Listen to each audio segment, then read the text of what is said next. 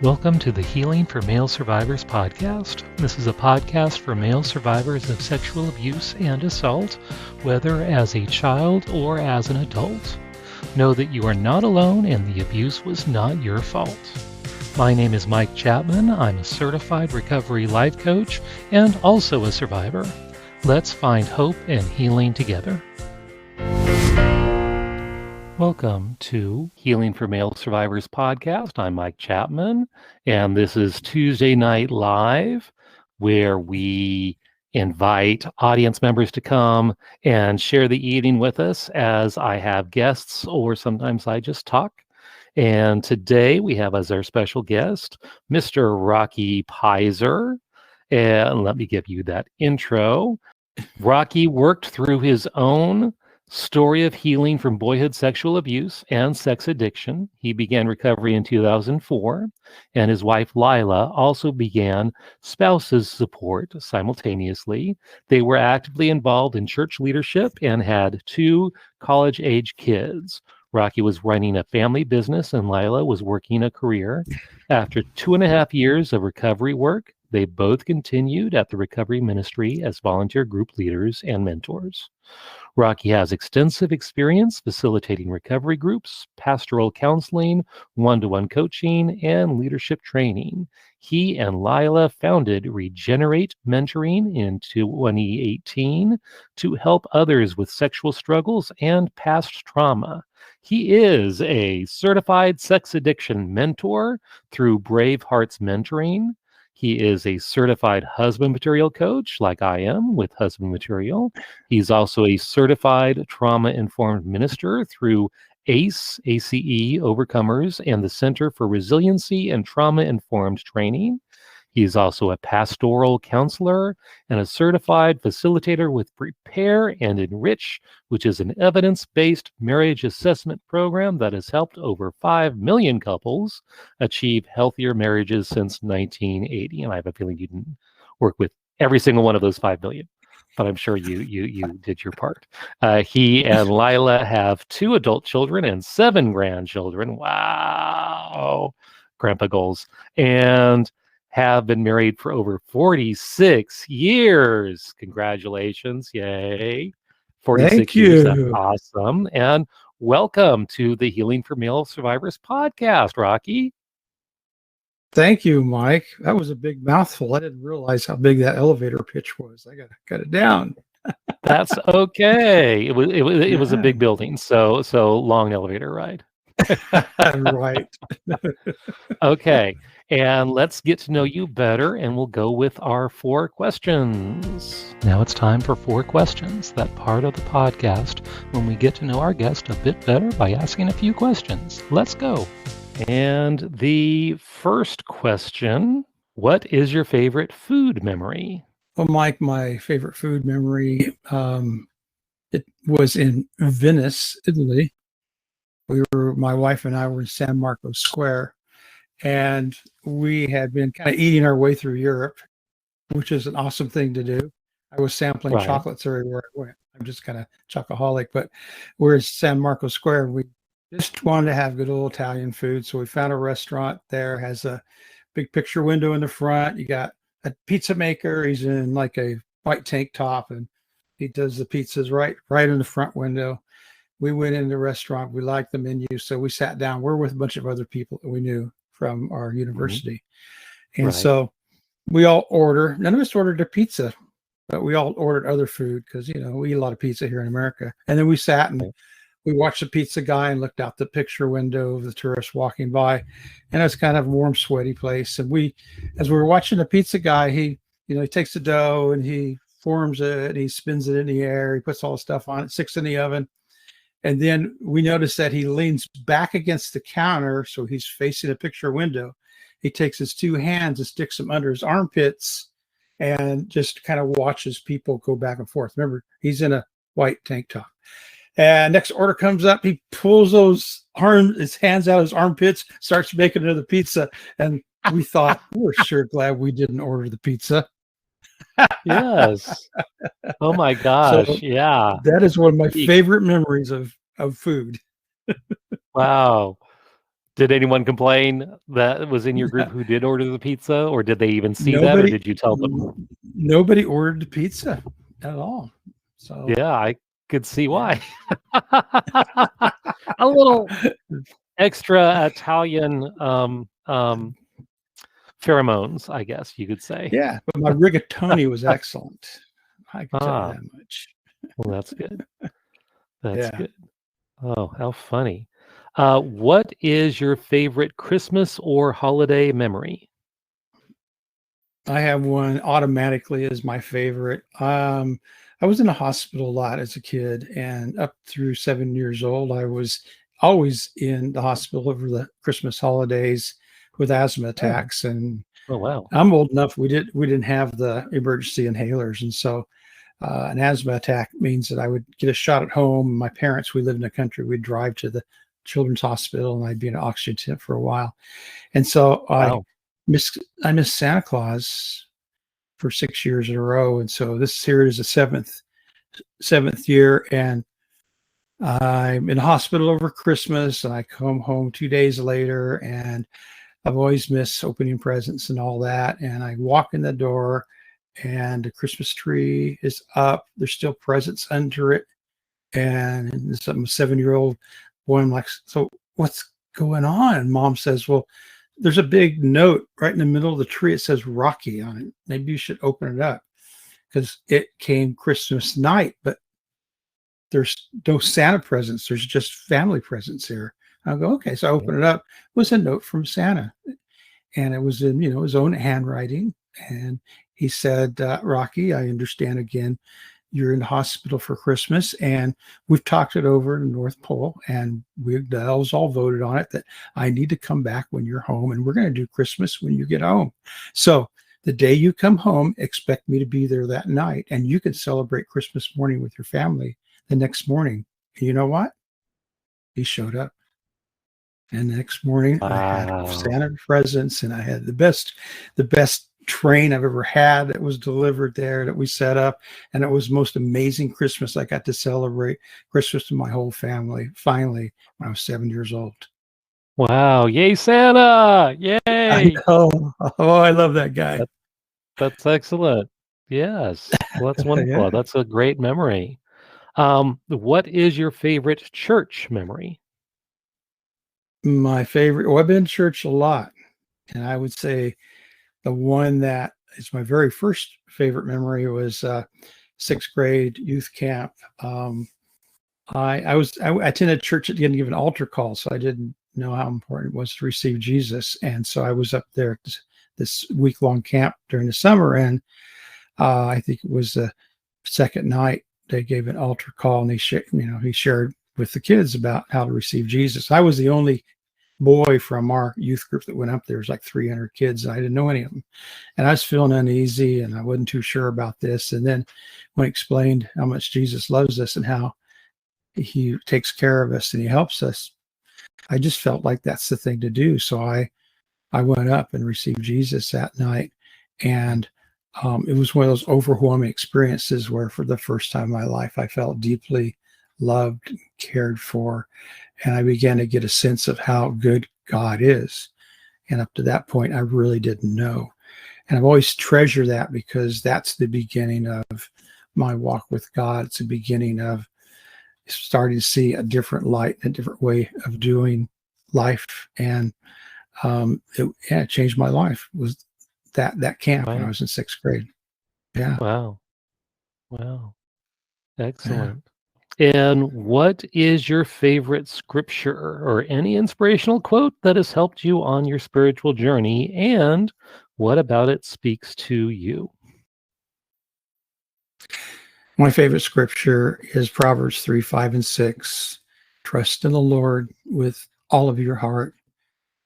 Lean not into your own understanding. In all your ways, acknowledge him, and he'll direct your paths. And that is one of my life verses.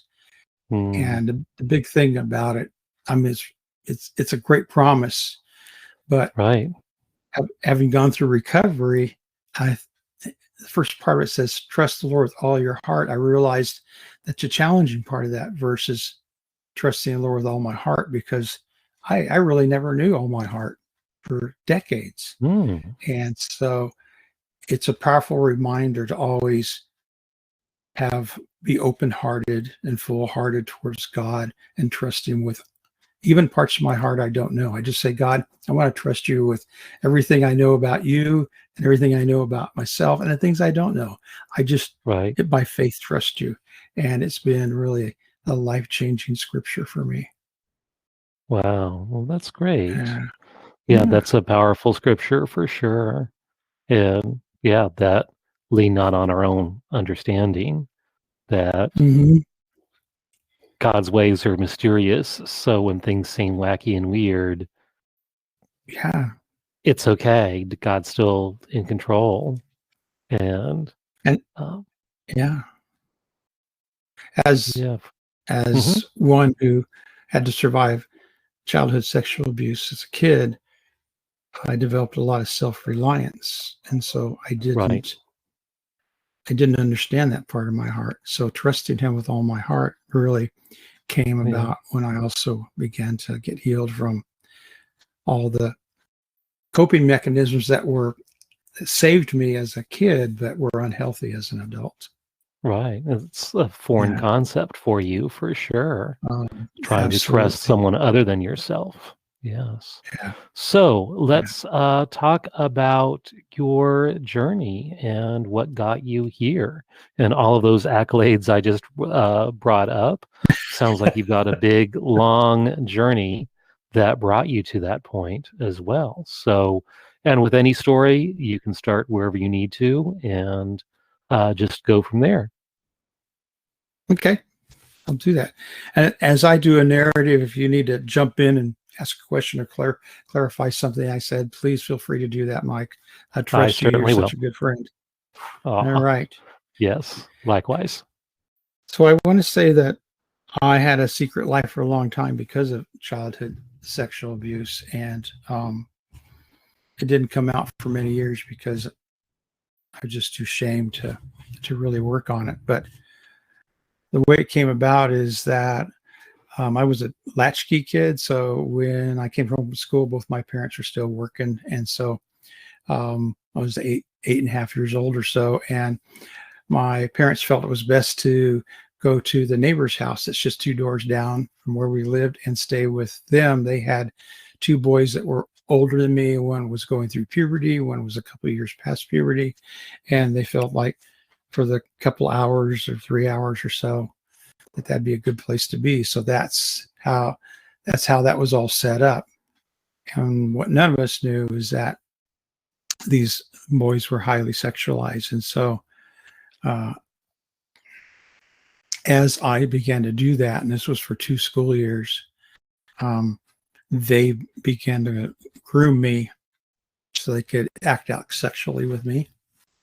And so my experience of childhood sexual abuse was with these two neighbor boys who um, taught me how to touch, taught me how um, to look at them, and they wanted to look at me. And we had it eventually got to a place where there was penetration, and that during that time after school, I experienced both oral and anal sexual activities from them. And Um, they had a and younger how old were sister, you at this point? How old were eight, you? eight and a half Wow. for 2 years. And then they taught me how they touched their sister, who was actually a year younger than I was. Wow. And I didn't know any better. I didn't know what was Right. going on. And it was now my mom had some mental illness. It's called Munchausen by proxy. And so Oh, she wasn't a yes. safe person to talk to at all because she Right. took my sister and I to Munchausen by proxy, just real quick, is when a person gets attention by taking family members to doctors because they've already exhausted all of their diseases, imaginary diseases. So now they use their children. So both my younger sister and I had a lot of procedures, a lot of hospitalizations because of that. So, Wow. and my dad worked all the time and was a non-talker, so we I didn't trust him. So I just kept it to myself. And Right. what I realized is that there was at least somebody in the world that paid attention to me and wanted to be with me, even though it meant that sooner or later it would be painful and it would be unwanted. But over the course of those 2 years, I felt like it was something I liked to do.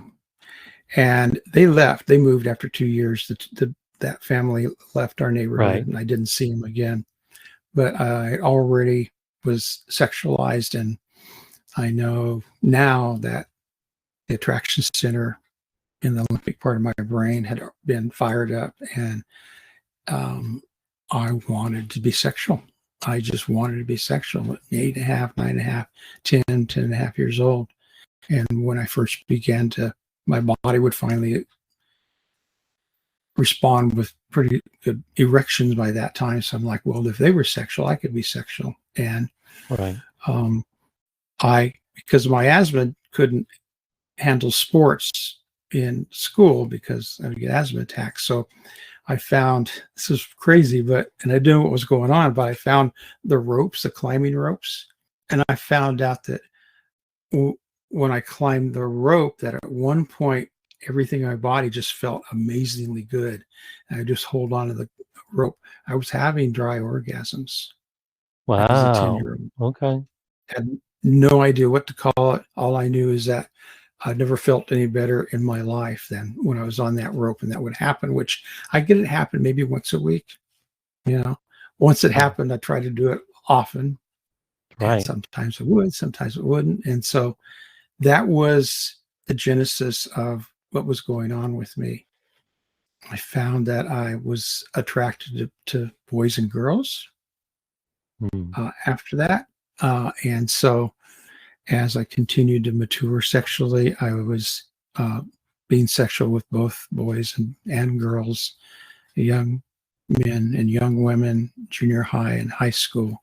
And I talked about the 6th grade experience with camp and receiving Jesus. And at that point, there was something inside of me that told me that something was wrong, that this wasn't right. And the more I went to church and more I went to Sunday school and youth group, they talked about, what it's like to be pure and sexuality and how sexuality was bad. And it began to drive the shame deep inside of me, because it's like, well, I can't tell anybody what I do. It's bad. Right. And so I began to see myself as a bad kid, Rocky the bad kid. And I was also ADHD. So Right. I would know how to handle it very well. And it got to the point that so much was going on inside of me that I began to have depression. I saw a psychiatrist when I was 11 and started with counseling after that. And I ended up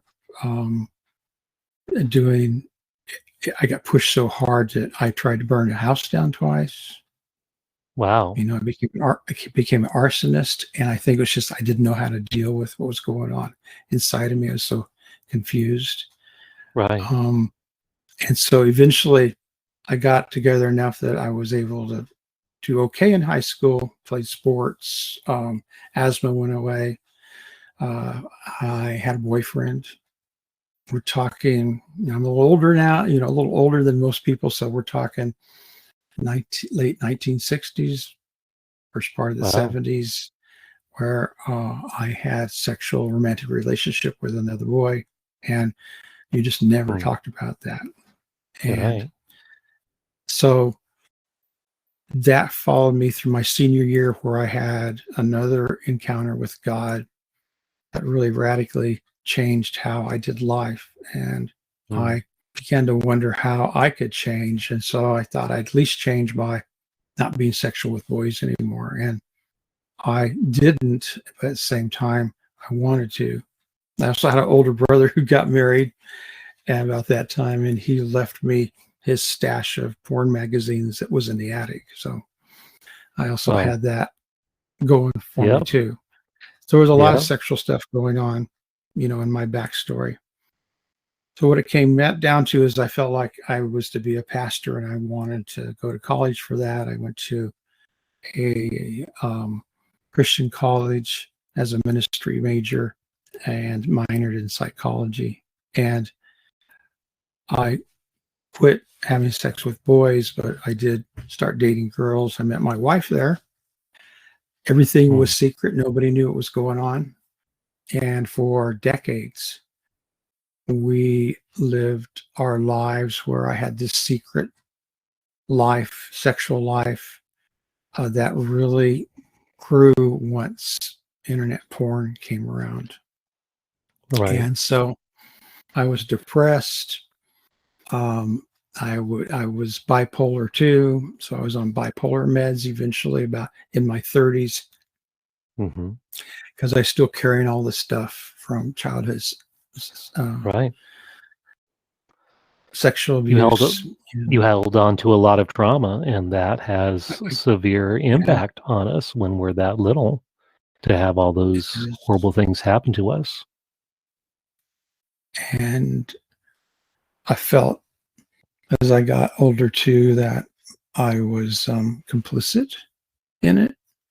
And that's something I had to really work through during my recovery, because it's like, well, my body would respond. So, and I liked it. So was I complicit in what happened to me when I was younger? And I was really confusing. I wanted to love my wife well, but I was an angry man. And the little boy inside of me was just having fits because nobody knew, and he wanted his story to come out. I know that now. I didn't know that back then. Yeah. Oh, And interesting. so Yeah. what happened was eventually, about 20 years ago or so, I got tired of living this life and causing such chaos in our life with depression. And so I had a friend at church. We had a ministry called Theophostic Ministry where we would do inner healing prayer. And right. so, yeah. Very familiar. We had one, same thing in our church as well. Okay. About 18, 19 years ago. It's now called something else. And I think there's several different similar ministries out there now. So he began to pray with me, and I told Ron, I said, brother, I'm tired of living this life. And I didn't put together the fact that I had a daily porn habit and all the stuff I was going through. It just didn't make the connection. And so we prayed weekly. Why would that be related? Of course not. That makes it, yeah, of course not. Completely different, separate. And in my life, they're separate. Right. So typical guys, we tend to put things in little boxes, and things aren't interconnected, even though they often are. That's goes back to my earlier comment where I had coping mechanisms that worked, and they became super unhealthy. But that's what helped me through childhood. So Ron said one night, he said, I just feel like I need to pray a prayer before we actually pray. And I said, okay. So he says, Father, if there's anything hidden with Rocky that neither one of us is fully aware of, would you expose that tonight? And I followed that up by saying, God, I will do whatever it takes to live the life that you wanted me to live. I'm just sick and tired of this. Right. And I knew I remembered some of my sexual abuse, bits and pieces, but not the whole thing. And Jesus said, because I had my eyes closed, and it was almost like I was envisioning this. And Jesus said, will you trust me tonight? I want to take you somewhere. Hold my hand. So I had my eyes closed. I saw him walking towards this concrete dome, and it had a door on it and a window. And I looked in. He says, I've got you. I'm right behind you. Look in. And I saw little Rocky. I saw the abusers I'd had. And all of a sudden, all the other memories that I had set aside somewhere flooded over me. And I remembered, and didn't fully experience, but remembered all the 2 years of what happened and what that was like and what was going on. And I was devastated. I just laid on the floor, maybe cried for 20 minutes, not sure how long. Ron let me cry for a long time. And then he asked me what was going on. I shared with him what was going on. And I said, Ron, nobody knows this, I've never known how to tell anybody anything like this, but I access porn and masturbate every day, sometimes multiple times. I was abused sexually. I didn't know the words for it, and I explained everything to him. And I just can't live like this anymore. I cannot. And he was very kind-hearted and loving with me. And he said, "Thank you, thank you." He says, "There's a place locally that does counseling. That's a faith-based place where I can connect you with." He says, "But you need to tell Lila. You go home and share with Lila what's going on. She needs to be aware of this." I said, "Okay." Went home and I told her about what happened. And I didn't tell her the full extent of it with me looking at porn. I just said, "Hey, I had the experience. I saw all my childhood sexual abuse, not just a little bit that I was aware of. And now I'm really messed up and I don't know what to do about it." So I wasn't willing to go to a counseling center yet. So I didn't tell her that part. And Right. 2 weeks later, and Ron didn't follow up. 2 weeks later, our son, who's college age, gets ready to go on a date. He goes, "Mom, I found something on the computer I want you to see.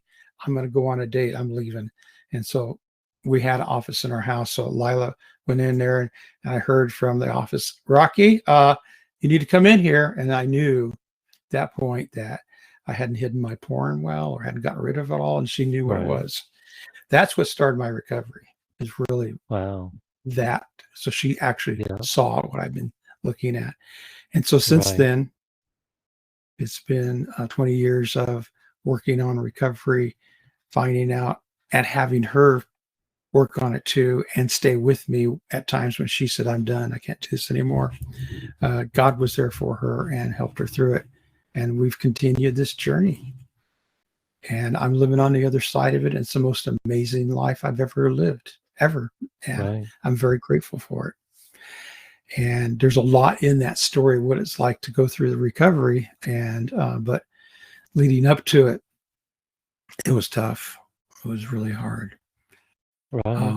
So that is, as succinctly as I can make it in a nutshell, my story of the childhood sexual abuse and how we moved into recovery, and so I can do what I do today, which God built me to do this. And I just love sitting with the stories of men and women. I work with women too, and having compassion for what they've been through. So Now I'm wondering, you had mentioned your boyfriend in high school. Have you had any more contact with him? Does he know where you're at now? And have you ever gotten up with him or just completely lost contact? Yes, I have not. I did talk to him during my recovery period, and we knew each other off and on over the years. Neither one of us have left the area, and so we had barbecue. I said, "There's some things we need to talk about after the barbecue." So we went for a walk in the fields. We live in the country, and I shared with him my experience and what God had done, and I asked him to forgive me because he was younger. As a senior, he's a freshman. As a junior, he was a freshman, and he forgave me.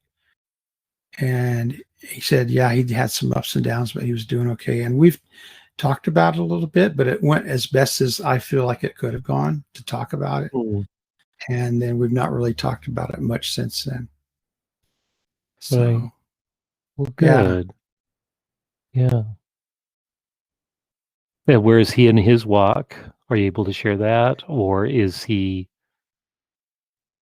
He had a successful marriage with kids and is now retired. And he did well with his life and his faith. And so I didn't screw him up too bad. And God's redemptive. Thank you. That God's so redemptive. Yeah. Yeah. One follow-up on this, if I may. Certainly. I feel like I'm supposed to be a little more transparent, so I'm just measuring this out. God help me. With the childhood sexual abuse, I tended to gravitate when I got into porn and really saw it towards younger images, and it became really problematic. And that was one of the big red flags that said, you can't do this, Rocky. You can't look at these images. And so my choice to go to a counseling center was also a choice to eventually talk about something that could be reported. Right. And God was very gracious to me to give me a counselor that said, from what you've told me, you don't seem like you're a danger to anybody. So we're going to continue with the counseling. Feel open to share what you need to share. And that was huge. So when our kids started to have kids, which would be our grandkids, they knew I'd gone through recovery for sexual recovery. They didn't know the exact nature of what I had tended to turn to eventually with porn. Everybody, if they look at porn for any number of years, they get to specific areas. So we felt like, so they're going to be brand new parents, we needed to let them know. And so we started with my son and daughter, my daughter and son-in-law, since they had kids first, sat down with them one evening and shared the exact nature, said, you need to pray and ask God, if you talk among yourselves whether or not you want me around the grandkids. If not, I understand, but I want you to know fully what I recovered from. So there's nothing hidden. And we did the same thing with my son and daughter-in-law, the hardest conversation you could ever have. Right. The outcome is I've had an amazing life with the grandkids. And it's been a great connection, and healthy connection. And they love coming over here, and I'm grateful that is a redemptive part of my story. Right. Well, that's wonderful. Yeah. And also a reminder, we do have an audience with us as well. And if you are listening to this podcast after the fact, feel free to join us in future Tuesday nights.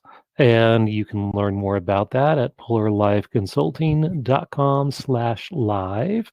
And for our participants who are here live, feel free to put any Q&As in the Q&A section, and we will answer those live.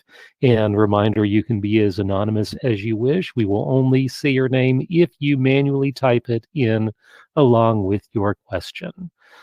Earlier, you had talked about ADHD, and I know from my own experience, a lot of the childhood trauma can mask and look like ADHD, but the PTSD and so forth has its own attention issues as well. That's not true ADHD, but often gets misdiagnosed and treated as ADHD. Same thing, bipolar. I know bipolar or symptoms similar to bipolar as part of PTSD and childhood trauma and so forth that often get misdiagnosed as bipolar as well. And there's a lot of misdiagnosing and mistreating happening because so many symptoms of childhood trauma get misconstrued as something else. I don't know if you're familiar with any of that. Yes, that's true. I'm looking at Ed's question here about, is there a link scientifically known or that you have discovered about yourself between bipolar, CSA, and destructive behavior like arson? And the counseling I went through and the meds I took over the years, we can see it now looking back at it. I know there is a neurological connection between OCD and ADHD, and also some people that are on the spectrum that the neurological connections are very similar and only slightly different. Many times ADHD is misdiagnosed as depression or even bipolar 2, and then when the meds aren't helping and you look further and you start treating the ADHD, in mind I use a stimulant-based medication, the bipolar 2 or the depression goes away. And that was my case. My depression went away completely. So I've been depression free for 12 years. Wow. So yes, I know I've struggled with depression, and I've worked with a lot of survivors who also deal with depression. That's rather common. There's so much anger and so many feelings that you don't know what to deal with, how to deal with them. And so you end up stuffing them down, and that easily leads to depression and just feeling at a loss. And that's very common, actually. Excellent question.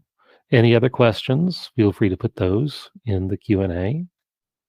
And so what, Rocky, are you doing now for your own recovery? Excellent question, Mike. Thank you. I have some core areas, I believe, that make for sustainable recovery. I want to have resilience built in within me.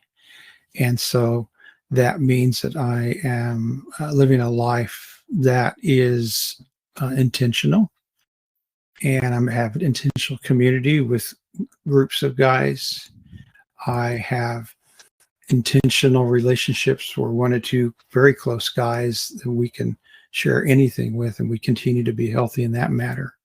Being in a coaching group where we get to talk with each other and also share on a whole different depth is important. So I believe that relational brokenness has played a big part in a lot of this. And so to get healed relationally and stay that way for my entire life is very helpful. So I do that. I also, as far as the resilient side of it, I really have spent time with God, asking him, who do you make me to be? Who do you imagine me to be? What's that look like? What's my identity? And I really am diligent to try to live out of my identity of who God made me to be. And I want to be somebody before I do anything. I want to be the best person I can be. And then be brutally honest about stuff. As you know, since we've known each other for a while, a year and a half ago, after 17 years, I had a fall. I had one morning, I woke up and I was in here and doing some stuff. And next thing I know, I look at a porn image and I masturbated. And I'm like, what in the world just happened? And so the intentional act was to talk to the people in my life that were important. I was a pastoral counselor at a pastoral counseling center, talked to the people above me and let them know what was going on, because I knew that would disqualify me. And I didn't want to hide any of that. Talked with the coaches I coach with, same thing. And it was, again, a hard conversation, but shame grows in the dark, and destructive behavior grows in the dark, and it has to come out. So I must live in the light as much as I can and be appropriately transparent depending on who I'm with. Yeah. Thank you for that vulnerability, Rocky, for sharing that with us. And none of us are perfect. And so many times leaders get put on pedestals, but we're just as human as anyone else and struggle as well. Another question in the chat. Do you ever have a day where you don't think about this? Is that possible, and is that healthy? That's a profound question. That is. I suppose there are days when I don't think about this. And it is possible now that I'm on the other side of it. And my personal belief is that, yes, we can be recovered. That let's not once an addict, always an addict. But there's a little caveat to that for me, and that is that it is a matter of stewarding your life at that point, living very aware. And when we get away with family for the coast trip for 3 or 4 days, or at the mountains, or I get away with my wife and do something, there's days when I don't think about this because I'm just very focused on being present. So Ed, I think that's probably the thing, is being present and engaged in the moment. And there's times that I might go a day or two without really thinking too much about it, because engagement is so important and so healthy. So yeah, it is possible. And it is healthy. Right. I think it would become unhealthy if you purposefully put it away and not focus on it at all, because that's part of your recovery. and realizing, yes, you have this stuff there that it's like an onion. You have to peel back layer after layer after layer, and there's still more layers to be peeled back.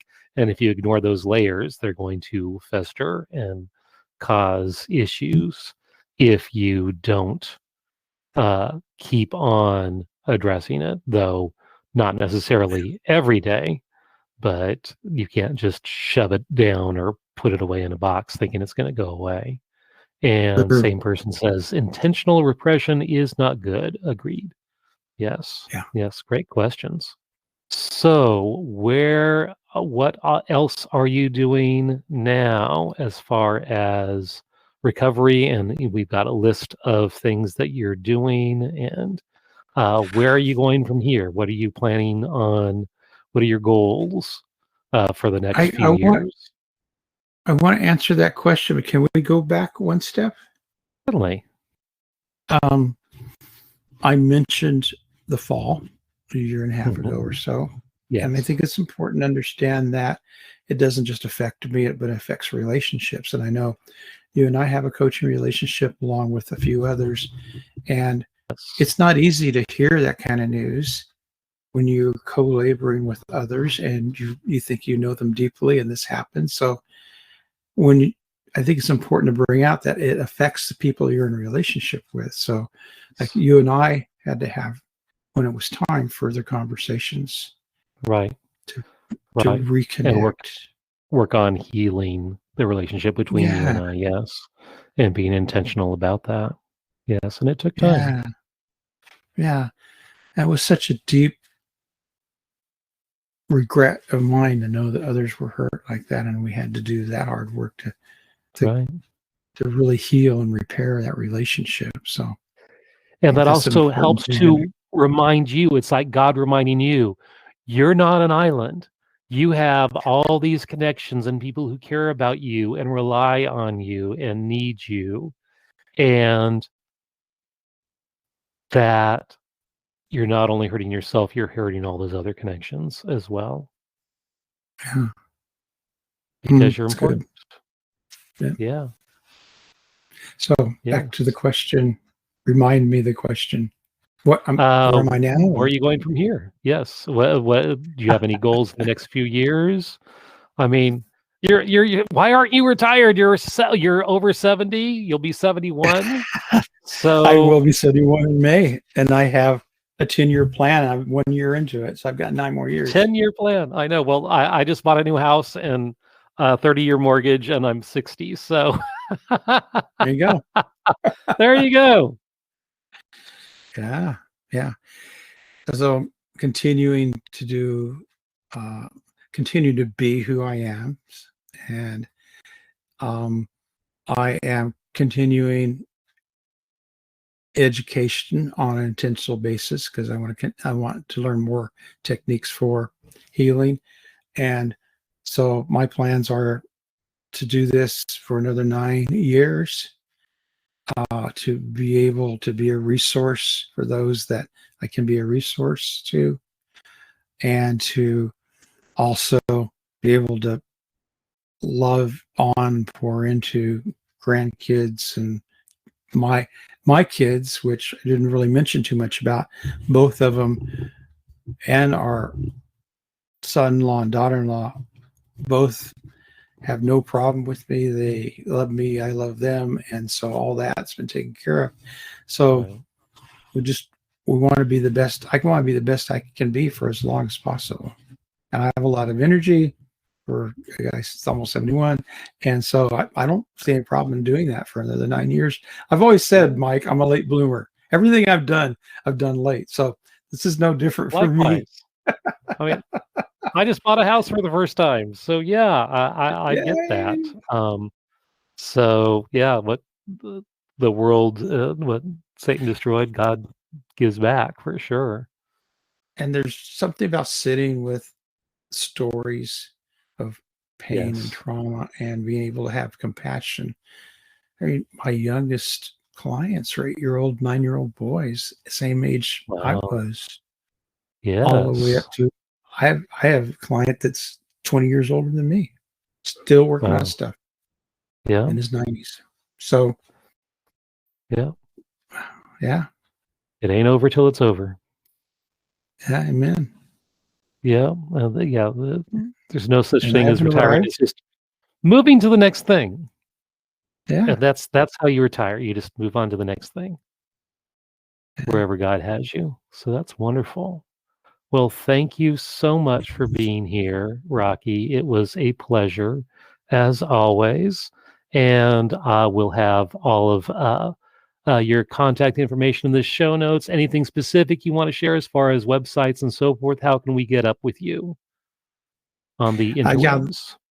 Just follow the show notes. My website address is on there. Or our full story is part of our website, so you can catch that too on there. And other than that, Excellent.